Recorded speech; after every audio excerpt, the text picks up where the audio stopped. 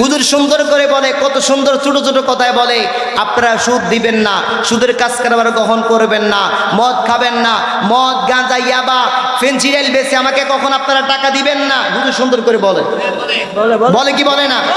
আজকে একদল মানুষ আছে, আজকেও দেখলাম মুর্শিদাবাদ শেরপুর একটা দরবার শরীফের মধ্যে আঘাত আনছে, আমার মতো আপনার মতো টুপিওয়ালা দাড়িওয়ালা। এটা কি কখনো ইসলামের মধ্যে আছে? আমার গফি আমার ভালো লাগে না, আমি এটা করি না, তাই বলে কি আমি তাকে আঘাত করবো? এটা কি ইসলামের মধ্যে আছে? জোরে বলেন আছে? যারা এইগুলো ইসলামের নাম নিয়ে যারা করে, আপনি আমি বুঝে নেওয়া দরকার, এরা আসলেই হক্কানে সুন্নি মানুষ না, আল্লাহর মোমেন বান্দা না, তারা এই দুনিয়ার জমিনের মধ্যে ফিতনাকারী। কি গাড়ি?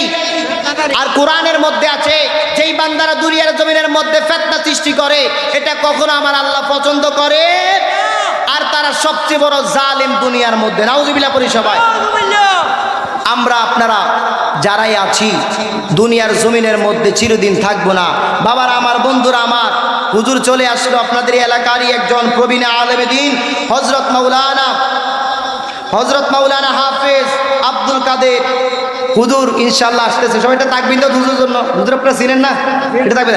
নারে তাকবীর, আল্লাহু আকবার। আরো জোরে, নারে তাকবীর, আল্লাহু আকবার। নারে রিসালাত, রাসূলুল্লাহ, আহলে সুন্নাত ওয়াল জামাত,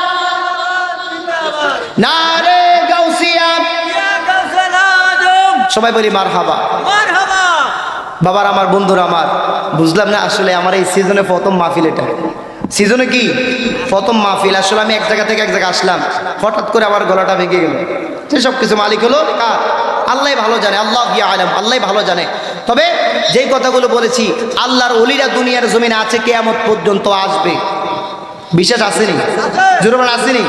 কারণ আনা খাতামুন নবিয়্যিন লা নবিয়্যা বাদি, রাসূল বলতেছেন নবুয়তের দরজা বন্ধ, তবে বেলায়েতের দরজা কিয়ামতের আগ পর্যন্ত খোলা। সুবহানাল্লাহ। এই যে আল্লাহর ওলিরা দুনিয়ার জমিনে আসবে, তবে আপনি ফির ধরবেন, দেখে শুনে ধরবেন। এখন আপনি তালা বাবা, জড়া বাবা, যার নামাজ নাই, রোজা নাই, পর্দা নাই, হালাল মানা না, হারাম মানা না, শুধু ফির মুরিদের কাছে দাও, আর দাও আমারে বড় একটা মহিষ দাও, এই যখন বলবে, তখন আপনি আর বুঝতে বাকি থাকবেন না এই পিন না, এইগুলো বন্ড দুনিয়ামুখী পি। এ থেকে আপনি তালাক দিয়ে আপনি নিজের নফসকে নিজে নিয়ে আসবেন। ঠিক না বেটে? যে কথাগুলো বলেছিলাম বাবার আমার, বন্ধুরা আমার, আল্লাহর ওলিদেরকে সম্মান করবেন, মাজার জিয়ারত করবেন। মাজার জিয়ারত জায়েজ, 100 বার জায়েজ, 100 বার জায়েজ। আল্লাহ রাসূল সাল্লাল্লাহু আলাইহি ওয়াসাল্লাম শুআয়বুল ঈমানের মধ্যে হাদিস কেন চলে আসলো? বলা হয়েছে কোনো সন্তান যখন কোনো জিয়ারত করে, বাপ মায়ের সূরা ফাতিহা ইখলাস পড়ে, কয়েকবার দুরূদ শরীফ পড়ে, যখন শুক্রবারে জুমার দিন জুমার নামাজ পড়িয়া যখন বাপ মায়ের কবরে যখন আযাব যখন দোয়া করে, আল্লাহ পাক রব্বুল আলামিন জিয়ারতের খাতিরে ওই বাপ মায়ের যদি কবরের মধ্যে আসামি যদি হয়ে যায়, আযাব যদি হয়ে যায়, আমার আল্লাহ নাজাত দিয়ে দেয়। আর আল্লাহর ওলিদের জিয়ারত করবেন, কারণ আল্লাহর ওলিদের জিয়ারত করলে আপনার রূহানি তাওয়াজ্জুহ আপনি পাবেন। কি পাবেন? আপনি মানুষের মধ্যে গুনাহ আছে না নাই? জোরে আছে না নাই? আর আল্লাহর ওলিদের উসিলা নিয়ে যখন আল্লাহর কাছে বলবেন, আল্লাহ বন্দিশা রাদিয়াল্লাহু তাআলা তোমার মাহবুব একজন বান্দা ছিল, আল্লাহ উনার উসিলা তুমি আমার দোয়াটা কবুল করো, উনার দরবারে আসলাম, তুমি দোয়া করো, দেখবেন আমার আল্লাহ কবুল করবে কি করবে না? জোরে করবে কি করবে না? ইয়া আইয়ুহাল্লাযীনা আমানু তাকুল্লাহা ওয়া তাকু ইলাইহিল উসিলা। আল্লাহ বলতেছে তোমরা উসিলা তালাশ করে আমার দরবারে চাও। কি তালাশ করে?